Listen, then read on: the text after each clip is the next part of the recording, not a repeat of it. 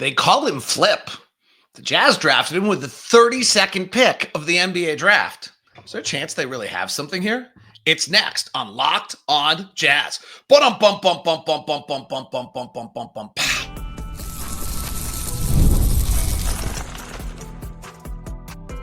You are Locked on Jazz, your daily podcast on the Utah Jazz.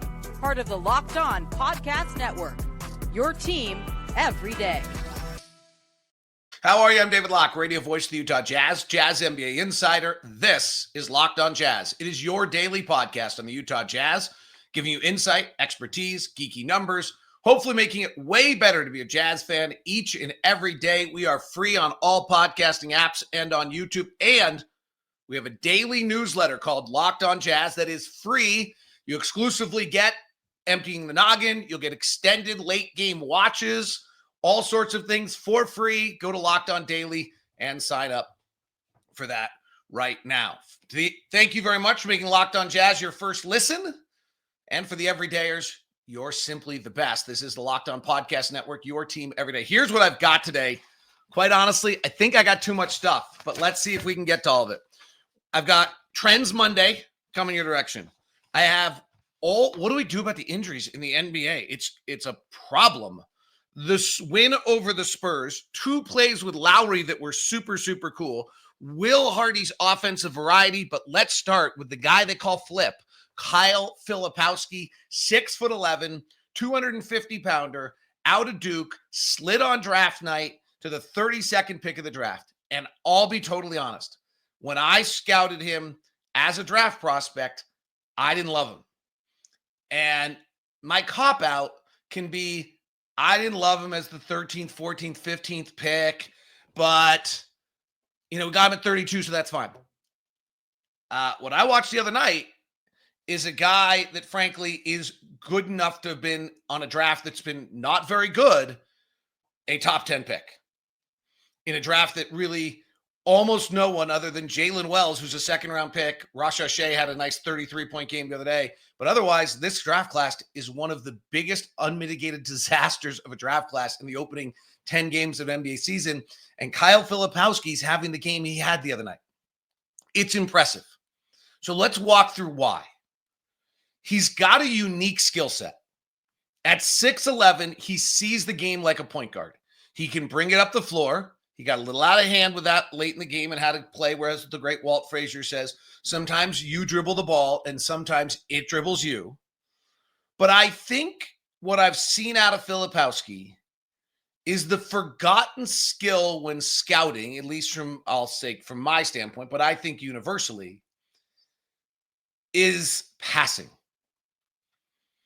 When he is on the floor, the ball moves more.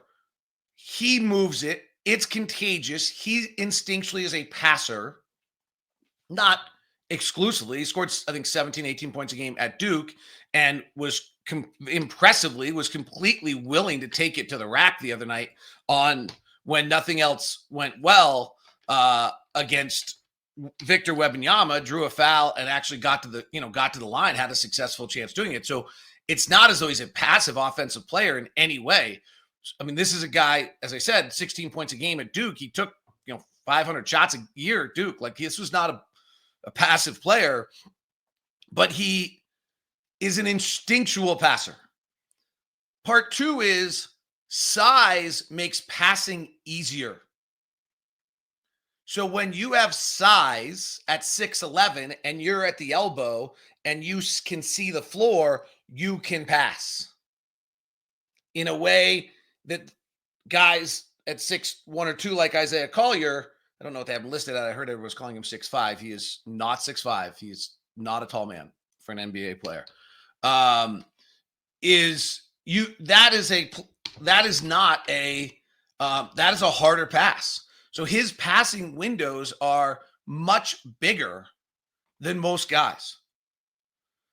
It also is in vogue right now, super in vogue, to run your offense off the elbow. I'm doing late game watches. I'll have those for you tomorrow. The Clippers are running every late game play off Zubac at the elbow, 3-point line, getting James Harden to a left-handed handoff. That's their late game play every time. They don't have a lot of other options. But Denver's running through Jokic. Sacramento's running through Sabonis. I was in a long conversation with someone, I don't know if they wanted to be out there. It was an analyst in the NBA last night about Giannis and how that's what they've got to do with Giannis, and they don't do it. They don't run their offense correctly. So it's an in vogue thing to have the offense run through the elbow. The other night in San Antonio, we usually run elbow action as our second action. We'll run some stuff on the wing, see if we can get something, get the pin down. If it's not there, Walker flashes to the elbow as part 2 of the offense, and then we run off that. We ran part 1 of the offense, Kyle Filipowski off the elbow. Now, he was really good the other night. And he's hitting the corner 3. He went 1 of 2 on corner 3s. He went 1 of 2 on 3s, I think, for the whole night. I am super impressed by how his 3-point shot looks different today than it did when we went to Vegas and it was flat as all get out. He had 8 points. He had 5 rebounds. He had 6 assists. The biggest thing about Kyle, and it's been mentioned multiple times by Will, he's physically ready. Cody Williams was trying to sneak through every single game physically unready. Isaiah Collier actually at 6'1" to 6'3" and 210 pounds might be physically okay for what he does. Kyle Filipowski at 6'11", 250 pounds, his legs are tree trunks. He's holding ground. He's keeping space. He's attacking the rack. He's getting hit by guys, and he's fine. He physically is okay. It's a big deal. However, his growth will not be linear, as we've seen. Like Cody Williams was brilliant in Chicago. It looked like he was on the verge of this trajectory and didn't happen. Let me give some thoughts though on, let me back up to where I opened. I just want to be honest. I wasn't a huge fan. The more I watch him, the bigger fan I am. And I think the passing is the skill that we're forgetting. And I think he has enough other parts of his game to go with it. He's not just a passer. Let's not undersell him. There are a few thoughts on how well, it's not going to be linear, is how well this lasts. So one thought that's interesting to me is, and I don't know where this plays in this, but I've always been stuck with this. You have these conversations when you're in a game. I'm lucky enough to talk to these brilliant scouts and coaches and front office people all the time. And I've been doing this now for more than 32 years. But I'll never forget, it might have been Julius Randle we were talking about. It was somebody in the draft. This actually might have been with the great Walt Perrin. And I was talking about somebody, it wasn't as good a player as Julius Randle, but I was talking about somebody I was like, well, he can bring it up the floor and he can do this and he can do that and he can do all these things. And Walt said to me, that's great, but if he's the one doing that for you, you're in trouble. And it's a great point. Sometimes there's a player like Kyle Filipowski who has this wide-ranging variety of skills and you get super excited by all of them. But if he's really initiating your offense every time, that's a problem. Now, if he's playing off the elbow or playing off the high top of the key, top of the circle, and he's distributing, you might be all right. You might be all right. Because he can really move it as part of the offense. I think it was interesting. Will Hardy got asked post-game the other night when he didn't play. And Will Hardy's like, he's going to get a lot of time. And he is. He's going to get a lot of time. He's really good and going to get a lot of time. On this team, the way we're structured, he's going to get a lot of time. The issue that will determine how much time he gets and how long he stays on the floor is as he plays more and as he hits scouting reporters, how his defense holds up. He got smoked on a play on the left wing at one point late in the game. And it's just okay, well, that's what's going to happen if you're playing the 4, if you're playing with John Collins, or you're playing in the case they closed the other night, he was kind of playing a 4-5. You're going to get caught out in space on the floor, and can you move your feet well enough to defend? The other one I do want to point out, just kind of in regards to expectations, I keep hearing that Kelly Olynyk comp. It might be better than I wanted to let on early. I never liked comps. Will Hardy had a great line this year. There's actually never been a comp that's accurate. So he's white, 7 feet tall, and he can pass. And he can play in the high post. Those are the reasons for it. Kelly has never played. Kelly's minutes per game is 22 minutes a night in his career. On a good team, it's always just been 20. That's worthwhile when we're thinking about if his comp is Kelly Olynyk, then we're talking about a 20-minute a night player. Like, I think there's probably at this point, when we have such open pathways for people, a hope that it's more than that. But like, if that's your comp, Kelly Olynyk, offensively really gifted, passing, decent three-point shooter, probably not much of an offensive self-creator. I think Filipowski might have more offensive game just than Kelly does in some ways, but Kelly really learned all that crafty stuff. That's 20 minutes a night on a good team, 22 on a bad team, 30 on a horrendous team, like he was when he was in Houston. So just understand when we say we might have something, and if your Kelly Olynyk is your comp, that's what you're talking about. Very impressive performance by Kyle Filipowski. Very, very impressive performance with Kyle Filipowski. Will Hardy's offensive variety this trip is incredible to me, and tells you just it's amazing. He is such a good coach, and I'll break down what I mean by that. Plus, 2 really cool plays with Lauri that'll hopefully help you watch the Jazz a little bit this season. Today's show is brought to you by my friends over at Murdoch Chevy, located in Woods Cross, also in Logan. The Chevy truck right now, there's nothing quite like a Chevy truck. In fact, it's the best one on the market. I think you're probably aware of that. It is Americana. It's everything you could ever ask for. It is the Silverado, is the big 1500 LD, is 1.9% for 5 years right now. It's a pretty amazing deal going on. There's also the Colorado truck. By the way, the Silverado HD is $5,000 off right now.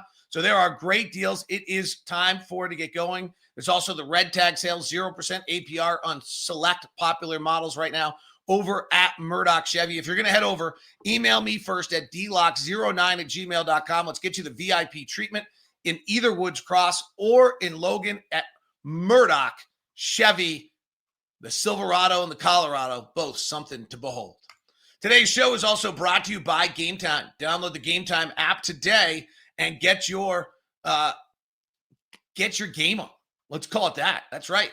Here's what Game Time does for you, by the way. It takes the guesswork out of buying tickets. That makes it so simple. There's nothing more annoying than the mass scroll. So what Game Time has done, there's tickets all. Which one's the best one? Game Times has a new feature called Game Times Picks that makes getting tickets easy for you. See your favorite teams play. Game Times Picks filters out the fluff to show you only incredible deals on great seats, so you don't have to waste time doing the search. It's ridiculous. And so you're able to figure it out, get the right one. So here are the other things. Game Time Picks curates it to make it easier for sports, concerts, comedy, theater. All-in pricing, toggle that feature on. You get your total up front. Seat views so you know exactly what you're getting. Lowest price guaranteed. They'll credit you 110% of the difference. And Game Time ticket coverage. Your purchase is covered with the most flexible customer service policy in the ticketing industry. So you're taking the guesswork out of buying tickets when you do it with Game Time. So download the Game Time app, create an account, use the code LOCKEDONNBA for your $20 off your first purchase. Again, Locked On, LOCKEDONNBA for $20 off your first purchase. Download Game Time today. What time is it? It's game time.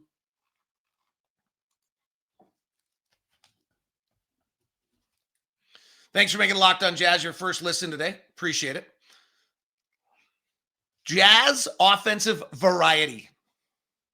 All right, 4-game road trip, 2-2. Super impressive for these young guys to win 2 road games. Road games are hard to win.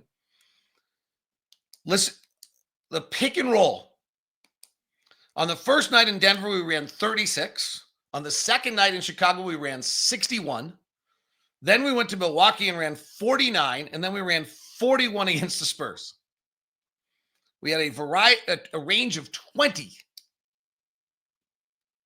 Interestingly, in the game against the Spurs in Salt Lake City, we ran 60. Keontae played. He did not play in the next one. We ran 69 pick and rolls. In the next game, we only ran 41. It's a pretty good adjustment. Our handoff game, which I made a big deal of after Denver and Chicago, we ran 51 handoffs in Denver and 58 in Chicago, which was the most handoffs by any team in any game all season long. And then we ran 37 against Milwaukee, and we ran 20 against the Spurs. 20. In fact, the first time we played the Spurs, we didn't run any either. We ran 22, and then we ran 20 the second time. So we ran as many as 58 in one game on the trip, and as few as 20 by the same team, same players, virtually. Okay. The one somewhat constant is we are a really, really heavy off-ball screen team. Kind of. So we ran 84 in Denver. We ran 89 in Chicago, which was the most off-ball screens by any team in any game all year. We dropped to 73, pretty big drop in Milwaukee. And then we were back up to 81 against the Spurs. What's interesting about that is that when we played the Spurs the other night, we ran 53 off-ball screens, and then we turned around and ran 81 off-ball screens. The reason I bring this up is with a young set of players who are still learning every second of every day, for Will Hardy to be altering the way we play every night, to me, is a really incredible testament to him, as well as a testament to kind of how the team understands how to play. Them to understand is what are the different options and how to alter what they're doing in the middle of a game. I find it super impressive. I want to show you two plays if I can on YouTube. I will do that on audio. I think it'll make sense to you that I think will help your viewing experience. And I thought were super cool, frankly, the other night. So they're not like game-changing plays. They're just interesting. So this is, you should have a screen of one great Lauri Markkanen on the screen right now. And we're going to watch two plays of Lauri, back-to-back plays. So Lauri is in the left corner. This is going to be an off-ball screen. The Jazz run more off-ball screens than any team in the NBA. The Warriors used to, but we now run more off-ball screens. So John Collins is at the top, and he's going to come and set a pick for Lauri. Now, this one's great because when the big, and in this case, John Collins is playing center on the floor, and Zach Collins is the big. When the big is coming to set this pick, the chances are the other team is in drop coverage, meaning that their big guy is going to stay in the paint. And so Lauri can pop out for a three. This is how Lauri gets most of his threes. That's why Lauri is one of the only players in the history of the NBA to score 25 points a game while having over 80% of their field goals assisted. And Klay Thompson, Kristaps Porzingis, Lauri Markkanen, and an old Karl Malone are like the only players ever to score his rate he does with them all being assisted. So you're going to see John Collins, or you're going to hear me tell you about John Collins coming to the ball, sets a pick for Lauri. Keldon Johnson tries to stay attached to Lauri like he's going to do. And Zach Collins, the center, is standing in the black paint in San Antonio because he's in drop coverage. And so a good pick by John Collins. And Lauri comes out, catches, and he has such an incredibly small shooting window. And Keldon Johnson puts his hands in the air and he's just in dismay that a guy can actually make that play. So this is where Lauri's awesome because he and Klay Thompson are like the only players in the world that can make that play. But there's the pin down. There's the off-ball screen. There's the three. Now, the next play down the court, I think, virtually the next play down, Lauri goes to the other corner. He's now guarded by Devin Vassell. Actually, when it happened live, I really thought it was guarded by the same guys. And it would be better if it was. But a minute ago, Devin Vassell just saw Lauri come and get it. So Collier's now on this side, on the right side, same exact place, but Lauri's on the right side too. And Collier swings a risky pass to John Collins. And Collier goes to set a pick for Vassell. What's interesting on this is that Collier's man, which I think is either it's actually David Wesley because Malachi Branham did play, should be switching this. It's going to be a switch because it's not a center involved. But Devin Vassell, having just seen what he sees before, jumps to the top side of Lauri. So he's now, if Lauri's in the right corner, he's now on Lauri's left shoulder, up on the top side. Isaiah's setting a pick on him, but Vassell's not going to get beat for that same three. And some veteran play here. Lauri, you can see him on the video, looks up over at John Collins. They make great eye contact, and Lauri points and goes back door because Vassell got on his outside corner, and John Collins makes a beautiful pass, and Lauri Markkanen gets the layup. And there's a few things here. One is I just thought that was a super cool two-play sequence into how the Jazz offense is supposed to work and what the off-ball screen presents. Both, one, when you have a big involved who's dropping, then you're able to get Lauri that three if you set a pick. And two, if they try to take that away, in that case, I'm not entirely sure why Devin Vassell's playing topside when you're going to switch it with a guard. So really on that answer, like it doesn't make total sense. He should be playing on the bottom side of Isaiah Collier, making sure Collier doesn't slip the pick, making the switch and letting his man go guard Lauri unless they were playing maintain, in which case then that's different. But I think the Spurs were switching some of that and the Jazz were dealing with their switches fairly well. And if they weren't switching, they should switch. So that I just thought was good. It also brings up another one I wanted to mention. John Collins is playing really, really well. John Collins is playing really, really well. He had 3 assists the other night. We're playing him off the bench. It's been this great question of like, and I've talked about this a lot on the show of like who John Collins is. And I told you the day we acquired him that like I called around the league and everyone said, well, he's an offensive 5 and a defensive 4, and he's just a true tweener and this and that. And well, you know what?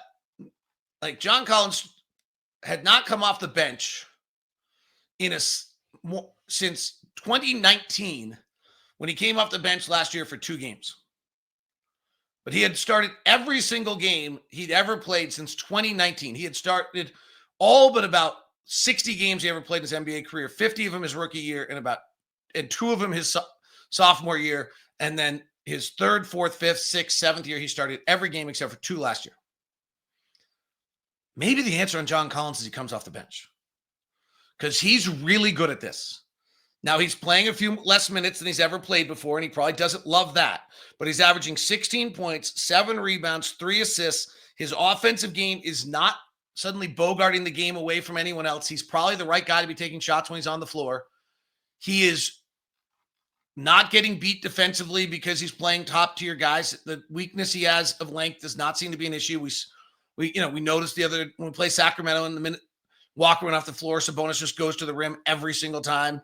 He had John on him because John's smaller. That's not John's fault. That's just the reality. And his per 36 minutes, John Collins is averaging 23 points a game, which is last year he was averaging 19 per 36. His rebounding is at as close to his career high for per 36 minutes. He's playing really, really well off the bench. And it's worth mentioning. All right. I told you I had a lot of stuff. Victor Wembanyama is mind-blowing. I've got to share with you what happened in that game the other night. Jazz get that road trip to 500. We'll touch on that. What does the league do about injuries? And it's Trends Monday. We do this every Monday. We look around the league to see what we think is real, what we think is not, and have a little insight into what's going on. That's all coming up as we continue here on today's edition of Locked on Jazz. Today's edition of Locked on Jazz is partially brought to you by my friends over at FanDuel. FanDuel is the official sports book of the NFL. It is the official sports book of Locked On. And it is America's #1 sports book because right now new customers can bet $5 to get $150 in bonus bets if you win. The FanDuel Sportsbook app gives you everything you need to place live bets on the NFL and the NBA all in one place. So when you get a hunch in the middle of the game, you can check out the latest stats, view live play-by-play, and so much more on the same page. Take the Lions comeback, for example, last night. If you decide to just stay on that all night, I'll bet you that would have worked out for you pretty well. I don't know exactly. But it's just a concept for you. It was an example, an idea of what is the example. So visit FanDuel.com today. You'll get started with $150 in bonus bets if you win your first $5 bet. That's FanDuel.com. Monday Night Football tonight. Dolphins and the Rams. They've got some fun prop bets for you. The Rams are 2.5-point favorites. The over-under is at 48. Who's going to score touchdowns? Matthew Stafford and Tua each recruit 20-plus passing yards in each quarter. All sorts of touchdown specials, fun things, live betting, all the rest taking place at FanDuel. NBA today, there are a bunch of games. Oklahoma City, 6.5-point favorite. Brooklyn is favored in New Orleans. Houston's a 13.5-point favorite against the Wizards. The Bulls are an 8-point dog against Cleveland and Sacramento. And the Spurs tonight, the Kings, are a 2-point favorite in San Antonio. It's all at FanDuel.com. Free daily newsletter. Go to LockedOnDaily.com and sign up. You'll get the Empty the Noggin exclusive today. Plus, Katie Heindl's writing great articles for you. Mike Shearer on Thursdays. And then fantasy tips from Josh Lloyd. It is your ultimate one-stop, all you ever need. It has links to all the other great stories around the league. One-stop NBA newsletter, all you need. Go to Locked On Daily, sign up to Locked On Jazz. Okay, 500 road trip is really good and impressive by these young guys because winning on the road is hard. And frankly, I promise you that Chicago and I promise you that San Antonio thinks those are really bad losses. And so the Jazz, who have not been favored in a game yet to get those, is pretty awesome. Victor Wembanyama is insane. The Jazz the other night, when he was on the floor, had an offensive rating of 86.4. 86.4 per 100 possessions. When he was off the floor, the Jazz had an offensive rating of 144. 144 and 86 were the two offensive ratings the Jazz had. 86 when Victor's on the floor, like, can't score. 144, 1.4 points every time they crossed half court when Victor was off the floor. Incredible difference. When Victor was the closest defender, the Jazz shot 1 of 10. Crazy. Colin Sexton's plays late in that game. Driving layup, tip follow, monster three. The dude's ridiculously got endless energy, competes so hard. You know, he and Filipowski miscommunicate on a layup. I have no idea whose fault it was. That's kind of the essence of Colin at the same time. There's going to be those plays. He's just nothing perfect about him. There's everything lovable about him. I thought he deserved, a shout out. We've already given John Collins. Some of these guys are really playing well and adapting into the roles, and Will's making them better and better and better as the weeks going on. These guys are figuring it out a little bit. Johnny Juzang has solidified himself as a NBA rotation player right now. Pretty cool story. Went 1 of 2 from 3 again, leading the team in 3-point shooting, continues to kind of wow in that regard. And that is just hard work, using the G League, two-way player, converting. I was talking to someone the other day, like, what is the, Scottie Pippen Jr.'s two-way player that's suddenly leading Memphis, who we'll touch on here in a second, and Trends, who's doing all sorts of crazy stuff. And like, who are the two-way players that are making it? Like, what is the common thread? But Johnny Juzang right now is 48% from the floor, 43% from 3, leading the team in 3-point shooting ahead of Lauri by just a tiny little bit. Really impressive and kind of cool to see. So, and a bunch of guys have been shooting really badly and their numbers have come back up. Like Collins started badly. He's now at 37%. John Collins is back up to 35% from 3. We got to get Key going. He's at 32 and 30 right now. That's obviously not great. And we'll see about Jordan, who's at 39 and 27, but last year he was at 29. So hopefully that's not his new norm. But you're seeing a bunch of the guys get their numbers back up. So good road trip. All right. The NBA is crippled with injuries right now. Crippled. Huge story. Chet Holmgren's out 8 to 10 weeks with a pelvic fracture. Their defense is 6 points per 100 possessions better when he's on the floor. Durant's out 2 weeks. Zion's out with his hamstring. Morant, Miles Bridges. Like the easy answers are, well, it's not working to do load management. Well, there's something that's not working. We don't have long training camps anymore. We don't go hard in training camp anymore. We don't have preseasons. I talked to someone in the league who thinks the guys just aren't in shape. Are they all getting hurt because they're not in shape? Like, it's interesting. I do think on like the pelvic fractures and some of these things, we should be looking into if there's certain plays that are happening the way the NFL has and see if we can get rid of them because it's bad. And then, Morant, I think, has a hip issue. Guys hitting the floor is bad. And then the second aspect is like, Durant's calf, I think all goes back to his Achilles, but like Zion's hamstring might just go back to, it's all might be individual, but it's certainly a problem for the league right now. All right, let's do a quick run. We're going to get them all done today. All 6 different topics that I had. I love this. Hopefully you've loved the show. Give it a like, subscribe, and follow. All right, we do this every Monday to try to just kind of check in on what's going on around the league, give you guys a few little tidbits for NBA knowledge, hopefully make it more fun to watch the NBA, make you smarter. That sounds so arrogant. I don't know if that's true, but all right, let's do it. First thing, Golden State's really good. They're shocking the league. There's one thing going on here that is not sustainable. Their transition defense is allowing 0.83 points per possession. The league average is 1.1. defensively in transition right now. The next best is 1.03. They're 0.2 points better than everyone else in transition defense, and they're not in it very often, which is the other one. That actually is, so that is sustainable. They're in it one of the least amount of any team in the NBA. And that is probably sustainable, but the 0.86 defense in transition is not. That's going to come back. They're the second best defense. Watch that one kind of slide the other direction a little bit. Oklahoma City's defense with Chet Holmgren out, probably not sustainable, but it's crazy. They're 7 points better than the Warriors, who are the second best team per 100 possessions, and 13 better than average. Sean Elliott told me it's the best defense he's seen in 20 years. Statistically, it's the best defense ever. Speaking of defense, the New York Knicks added Karl Anthony Towns and are now 24th in the league defensively. All right, I don't know, Milwaukee added Dame Lillard and suddenly became bad defensively. I don't know if this is fair, but if we go look at Minnesota's franchise over the years, they added Rudy Gobert,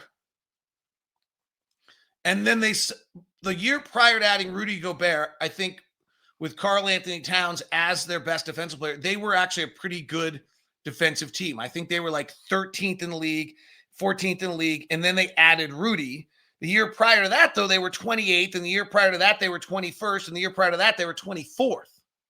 So is the common thread Karl Anthony Towns, or is that unfair? Keep an eye on the Memphis Grizzlies. They brought in a coach from Europe in the offseason from Paris, Finnish guy who came from Paris. He was going to revolutionize, do all this crazy stuff. Supposedly he's this offensive guru. People in the NBA kind of snickered a little bit. It doesn't look that different. Involves a lot of baseline cutting and this other stuff. Well, right now they're the fifth best offensive team in the league with a personnel that shouldn't probably be the fifth best offensive team in the league. They're doing a little bit of offensive rebounding, not because of offense, but maybe that's their slicing. They're the third best offensive rebounding team in the league. They're the fifth best defensive team, or fifth best offense, third best defensive team in the league. Keep an eye on Memphis. Memphis is really, I don't know what people are talking about Memphis. They have the fourth best differential in the league. They're 7-4. Jaws out, Desmond Bane's out. A lot of people are out. Taylor Jenkins is doing something there. Dallas, Indiana, and Phoenix. Three of the teams are supposed to be the best offensive teams in the league. Dallas, Indiana, and Phoenix. Dallas was like 1, 2, or 3 last year. Indiana was 1. Phoenix has Durant, Booker, and Beal. They're 10th, 11th, and 16th offensively. None of them are offensive rebounding. Dallas is 25th. Indiana's 27th. Phoenix is 29th. I wonder on that a little bit. Do you have to offensive rebound now? Milwaukee's not offensive rebounding either. Cleveland is shooting 61% effective field goal percentage right now. The league average is 54. They're 7 percentage points better than the league average. That's not sustainable. Last year, the best shooting team in the league was 3 percentage points better than the league average. 3. The year before that, the best shooting team in 22-23 was 3 percentage points above league average. That's it. You can't get that much better than league average. You cannot live. I don't believe Kenny Atkinson has done something that has made Cleveland outrageously offensive, like that they're 7-point shooting better, 7. They also are not offensive rebounding, and they don't go to the free throw line. So when the shooting falls in Cleveland, it's going to be a big change. Keep an eye on that. Right now, their differential's plus 14. They're 11-0. They're rolling, but just keep an eye on that. There's some unnatural shooting going on there. Unless they're shooting like 80% of their shots at the rim, which don't think is the case. We will check that right now. Cleveland is not taking their 7th most shots at the rim. There's something, they cannot miss a mid-range jump shot. They're at 49% and they're at 42% from 3. Those things are not sustainable. Milwaukee is 19th offensively, 26th defensively, and in a world of trouble. And watching them late game, they're in even more trouble. And keep an eye on Sacramento. I think Mike Brown might have worked this thing together. They're 7th best offensive team and 11th best defensive team, and it looks very legitimate. Memphis and Sacramento would be the 2 teams I would tell you might be way better than we think. New York's 24th defensively and Milwaukee's 26th defensively would really scare me. That is Locked On Jazz today. I hope you enjoyed it. Thank you so much. Please subscribe or follow if you haven't done so. Tomorrow we'll do preview Phoenix. We'll look at some other stuff we're doing. What's real, what's not is kind of going to be our game tomorrow. And then we'll do a big late game watch. I've watched a bunch of games. We'll run through kind of what teams are doing late in games, some interesting stuff going in there. Eric Spoelstra ran a really interesting out of bounds play last night that I'll have for you. And so that's tomorrow's show. So right now, please subscribe or follow. And remember, go to Locked On Daily and sign up for the newsletter. Thanks so much for being a part of it. We will now send you the first ever 20.